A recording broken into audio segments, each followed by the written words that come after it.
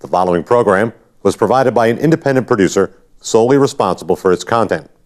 The opinions expressed do not necessarily represent the views of this station, its staff, board of directors, or underwriters. Hello, I'm Carl Seidel, host of The People's View. The show is sponsored by the Nashua City Republican Committee, and if you like to attend our meetings, they're the second Thursday of every month at 6:30 at the Crown Plaza. And if you want to find out more about our organization, you can go to nashuagop.org to see our website and learn about the events that we have. Welcome to The People's View.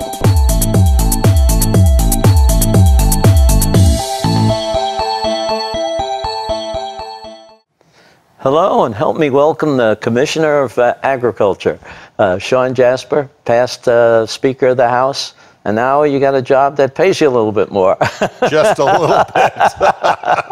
Well, how are you enjoying yourself at that? I love the job. It's really been great. Of course, agriculture has been a passion of mine for my whole life. So it wasn't like it was a new field. Of course, it's a lot to learn, a lot of different nuances. So as I've been telling people, I've been drinking through a fire hose, and the volume keeps getting turned down a little bit, so there's less coming out my ears every week, and I'm able to retain a little bit more. But it's quite a change, though, I imagine. It is.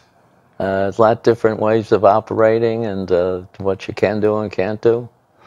Well, I mean, the interesting thing is, didn't really have any type of a commissioner's training until months into the job, and it was pretty much just throw you in, and then you find out as you go along, which isn't the best way sometimes to learn. So. Well, the problems are there for you, that's for sure.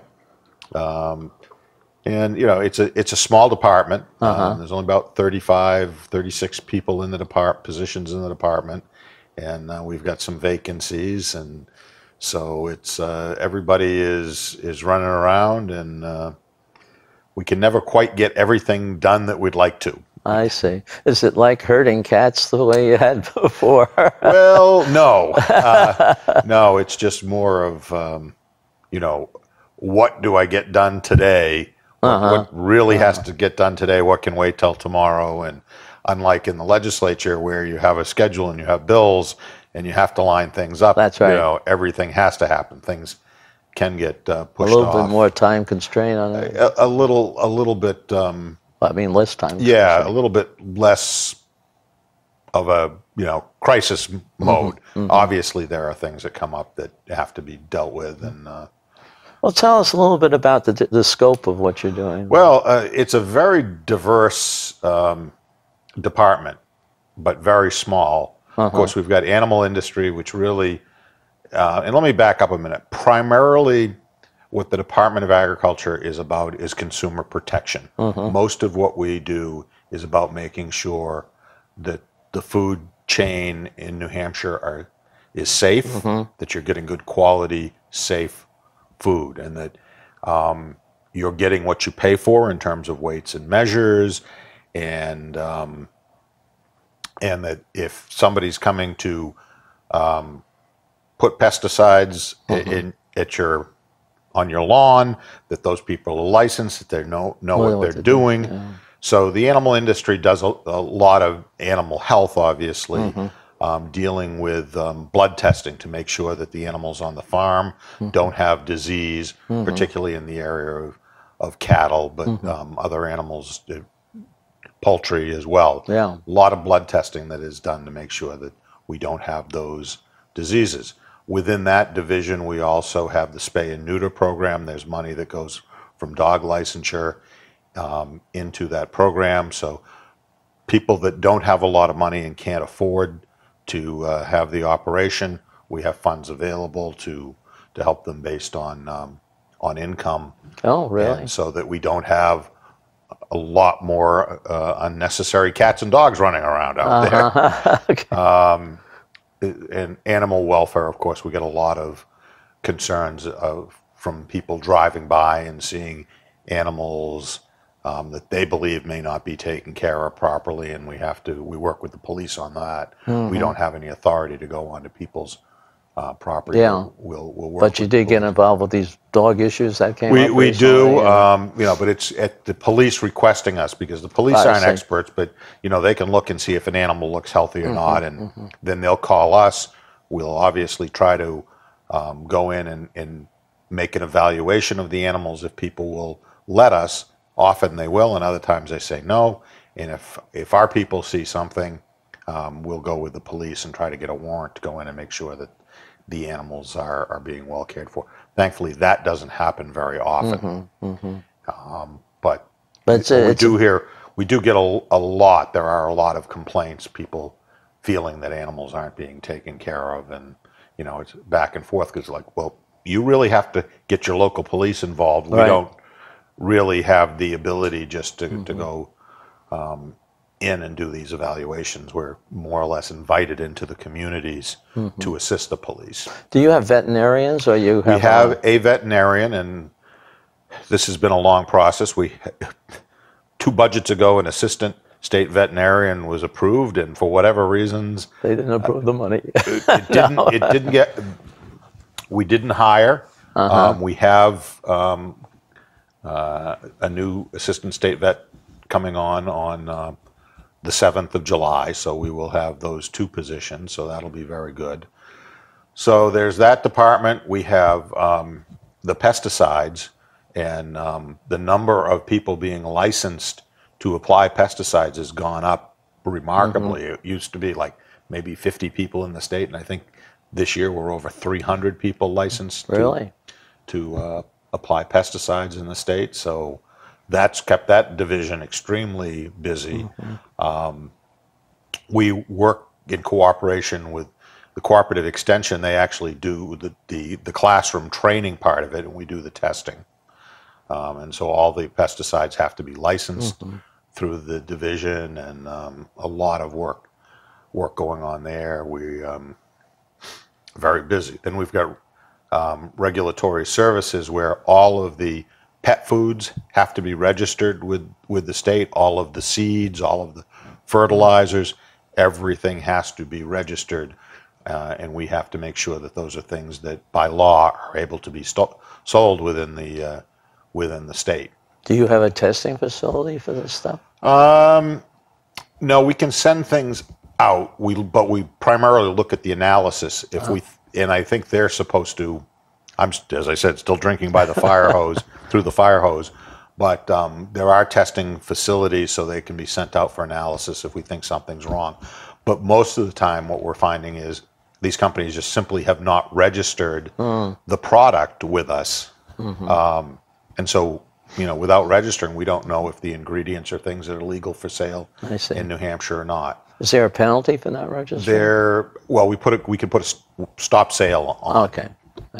There can be penalties. We're not primarily out there trying to penalize companies, but there's a registration Just trying to make sure they run it right. Right. And, and sometimes we find product on the shelf that may have expired. Seeds that, were packaged for the previous year, and they're still on the shelf, but they shouldn't be. Yeah. And so things of that nature. We also have the weights and measures division, which we don't do all the testing of the devices ourselves, and I have very mixed feelings about how we're doing it, because, for instance, a grocery store can send somebody in to be licensed to test their own scales. It's a little bit too much of the fox watching the hen house. Because I think there should be more of an arm's length, and in many cases there are, but that is something that can happen. And there are over 20,000 weighing devices in the state of New Hampshire. Now that goes from the pump on a propane delivery truck, an oil truck, the gas pumps at the gas station, all the scales in all of the grocery stores, the farmers markets, to the point of a device at a gravel pit, someplace where people are buying things by the truckload on tonnage. So we're responsible for all of that. Measuring of cordwood. Somebody buys a cord of wood, and they say, wait a minute. They stack it and they say, this is short. Yeah. To the point that we're actually working on one right now, and we tried to work with the person. He only delivered a third of a cord. Oh, no. And this has been somebody who we have actually prosecuted before. And so while we would prefer to call them up and did that, in this case, and say, hey, you need to deliver. Oh, yeah, I'll get it done by Friday. Well, that was last Friday. Oh. After working for a month or so. We do have, those folks within that division actually do have police powers. Oh. Which is that must be, I mean, this is a big enough state that they have a few people running around doing that stuff. Yeah. And so and that's the division right now that has like 7 people in it with 3 vacancies. So that's really in needs. We're responsible for like your box of Keurig, where you're supposed to get 2 dozen. Yeah. If you're short a count, that comes to us. If you think your soda or beer is short on volume, that comes to us. Uh-huh. So any of that type of thing that is sold by a weight or a measure falls under the Department of Agriculture. And then we have the plant division. They deal with honeybees. They deal with the invasive species, whether that be, the emerald ash borer right now is a big thing that's killing the ash trees. Uh-huh. Before it was the elm trees were all killed. And the pine trees are next. Yeah, who knows what's next. And so something in the Japanese knotweed that's out there, the bittersweet, all that stuff. We work very closely with the State Department of Transportation and trying to control the invasive species. But again, small division, not a lot of people, really one person working on that for the whole state. Oh, boy, that is something. You've been a businessman, though, for a while. I mean, I don't know if you've run any organization this large. Is there anything that's different that you're now dealing with, what'd you say, 45 people or something? 35. 35? Yeah. Is it different, or is it organized different than you would have done? No, because it's, I'll equate it to the committee structure in the New Hampshire House, where you have, chairs. I have division heads, and so it's a similar type of structure. Okay. I was just wondering if there was any different way of running it. You talk about you haven't had places filled or positions filled or something like that. As you know, my son is on Department of Education now, and it takes a lot longer to do things. Well, it does take a long time to get things through. Unlike, when I was Speaker of the House, there were 85 people who worked roughly 85 who work for the Speaker. Those are all employees at will. The Speaker can go like that, and the person's gone. Yeah. And then there's the joint employees with the Speaker and the Senate President. These folks, they're not all in unions, obviously. The division heads aren't. But, you're dealing with a whole different set of rules, and you can't just snap your fingers and say, you're gone. Or even you can't get them fired that quickly either. Well, that's the thing. But, thankfully, I have great people working in the department. They're, really know what they're doing, and there's no issues there. But it's different how you deal with people. Yeah. But, now I've got to get into the annual reviews, which I had to do a couple of, but for the most part, the Chief of Staff took care of that. Right. Now, for the division heads, that's all my responsibility. Looking at all of the things. So there's a lot more administrative work that I have now. And while the pay is better, the problem is that whereas I had a chief of staff and I had an administrative assistant, I have an administrative assistant who's really also HR and really responsible for the whole budget. She's responsible for making sure that when there's vacancies, those things get posted. So when it comes to, I need a letter written, draft something up for me. No, this is the guy drafting the letter up. There's nobody to draft a letter up for me, answering the emails, which, believe it or not, there are a lot more emails now coming in than I got when I was Speaker. Very, very busy in that area. So there are a lot of people that interact with your department then. There are, yes. And do you have a way of getting to know them? Or, I mean, is there any kind of forums that you hold? Well, what I've been doing is traveling around the state. There are so many agricultural organizations, and January, February, March is generally when the annual meetings were.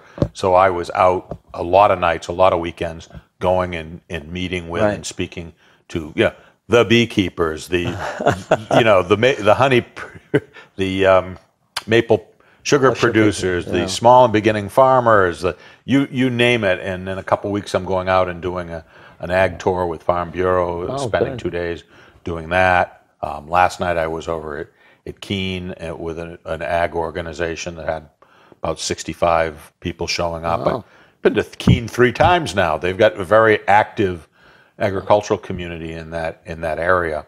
Well, I see that newspaper that goes around.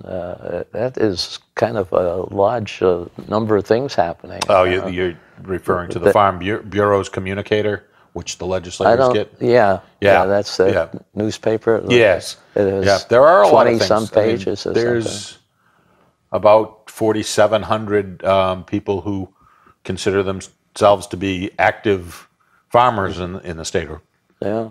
4,700 active farms. Now, those can be very small, but they're engaged. They're taking part in various actives. They seem to be getting more organized and having more farmers markets too. From what I can read in the newspapers. Yep. Is that a problem for you? No. That's a great thing for us. Mm-hmm. That's an organization that I wish were a little bit more organized. They have an organization, but only about half of the farmers markets belong to that organization. So it's hard to get all of the information out to them and work with them, and they need to be working together, find out what's working, how to make these markets successful. And some of them are regional, even within the state, as to what's popular in one area may not work in another area. And so there's a lot going on there. Well, as you know, I'm on that marijuana commission, and you attended one of our sessions. You're going to be involved if anything gets approved by legislation. Department of Agriculture has a lot of responsibility in that area. We would certainly have a lot of responsibility in that area. Not going to happen this year, but it may well, and we'll see where that goes. But we'll do whatever the legislature tells us to do.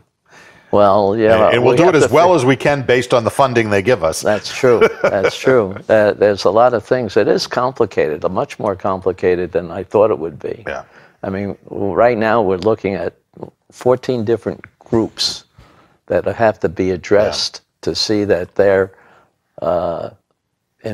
those things are considered when any legislation is being written. I see the biggest issue there being the impaired driving and the ability to test for the level of impairment, because it's not as simple as it is with alcohol, and that should be a concern too.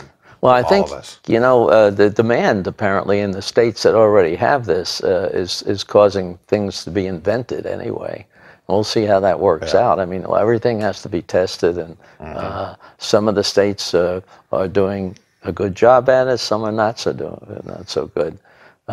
Is that something you're looking forward to? Well, no. I mean, I'm on a personal level pretty much shaking my head, going, okay, in the middle of a drug crisis, why are we looking at legalizing another drug until we've figured this out? And I know people have different views on the effects of it, but. Well, people don't realize a lot of things. I know the one big surprise I had was the factor of the potency is a factor of at least 10 between the high and low of the different sources of these. And the fact that people are saying, but you haven't seen anybody with an overdose. No, but you've seen some people with some very serious, addiction. Well, everybody should hear the speaker that I heard 2 years ago up in Plymouth who came in and really talked about the effects that it's having. And there was a doctor there in the audience from New Hampshire who said, I've got a patient who's in his 20s. He started smoking when he was 16. He stopped, but now he goes in the house, put his car keys down, and he has no idea where he put them. His short-term memory is gone. Wiped out. And so there are some consequences for people who smoke a lot. You know, and it's probably, you know, if you're smoking once a day, it's maybe no different than having a beer a day. But there are certainly people who are much more sensitive. Yeah. And my involvement with my fraternity at college as advisor for 30 years has been that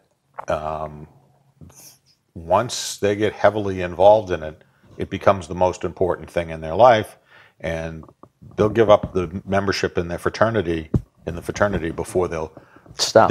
And it's not even stopping. We're just saying you cannot have it on the property, you cannot use it on the property, and they can't stop doing that. You'd think that'd be a pretty simple thing if we say, it's not going to be on this property, and not even try to tell them, no, we don't want you smoking. That's, you know, not what we have been trying to do. It's been trying to keep it off the property. And they'll, every time it'll be like, you know, they've got to have it. They've got to have it there.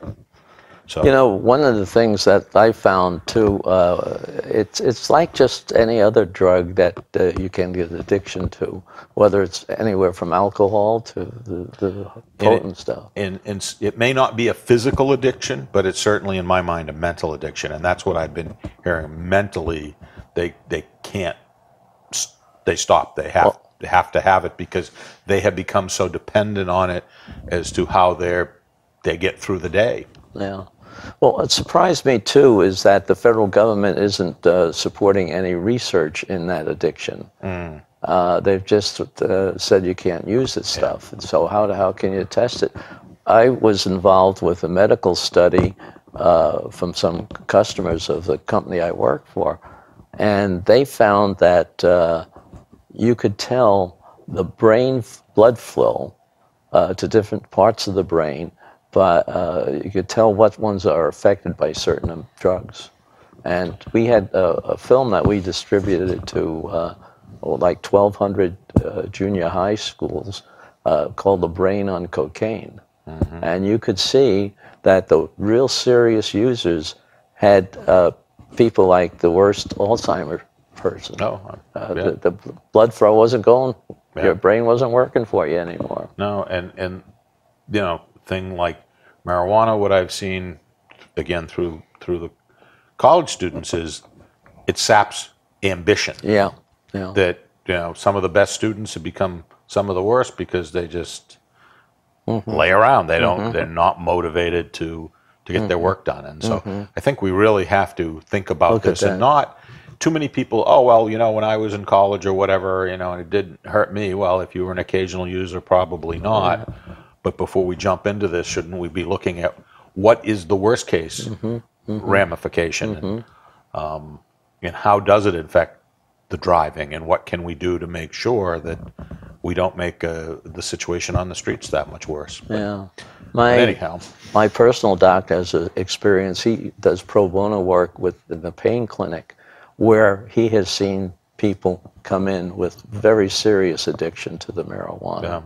And he says, I wouldn't give it unless the person was in the hospice. That was his statement to me. Well, remember, that's how this started out, Carl. It was only going to be medical marijuana. Was only going to be for terminal patients. Right. You know, that was how it started out. Okay, well, that makes sense. And you have to make sure there's monitoring on that by a physician, not just by the people who are selling it. And so you see what's happening in the stock market with that too? Companies there's a lot of money being made. There's no question about that. But now, you know, some of the states are talking about what it's doing to, you know, to students in high school, and how that's being, you know, how that's affecting. Because let's face it, once it's legal, it's going to be that much easier to get. And of course, you know, we're going to have to look at the productivity. What's it, you know, if you've got that many people that are smoking that much, what's the productivity happening in the companies they're working at? You know, that'll be something. These are long-term things.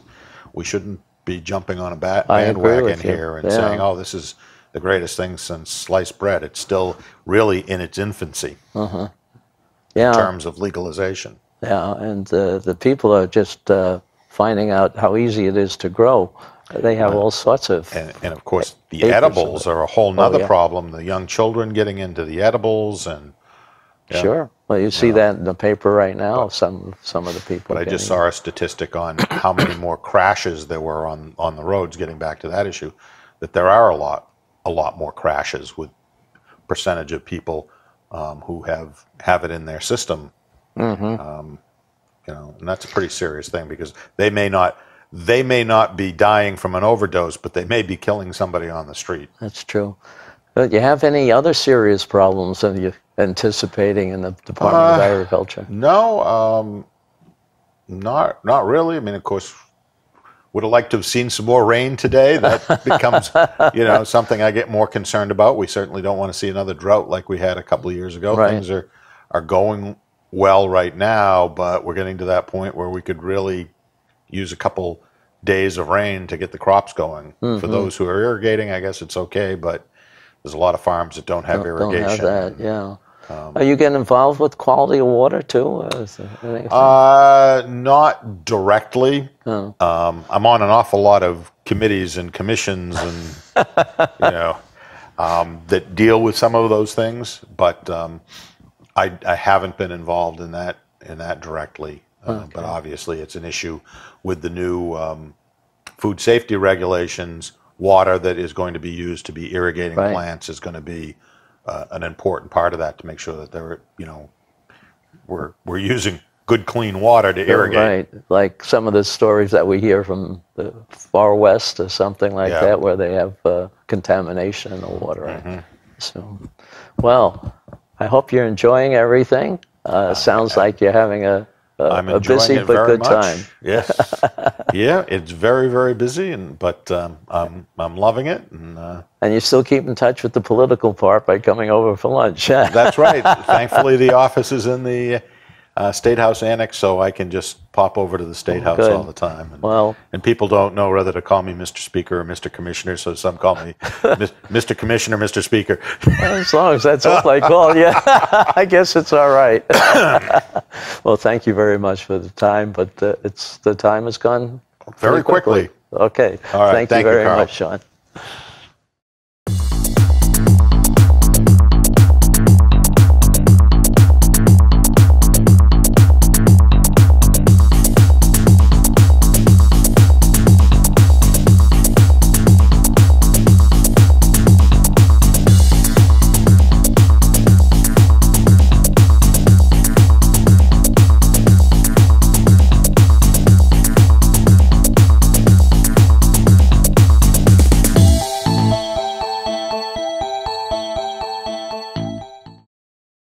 The preceding program was provided by an independent producer solely responsible for its content.